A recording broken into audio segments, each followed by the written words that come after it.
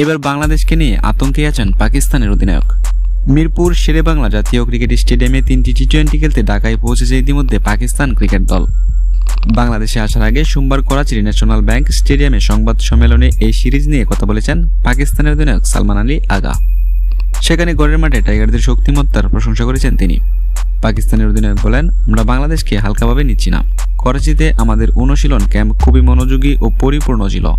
আমরা দুর্বলতা কাটিয়ে ওঠার জন্য কঠোর পরিশ্রম করেছি এবং এমন পরিবেশে অনুশীলন করেছি যা বাংলাদেশের সঙ্গে সামঞ্জস্য রাখে।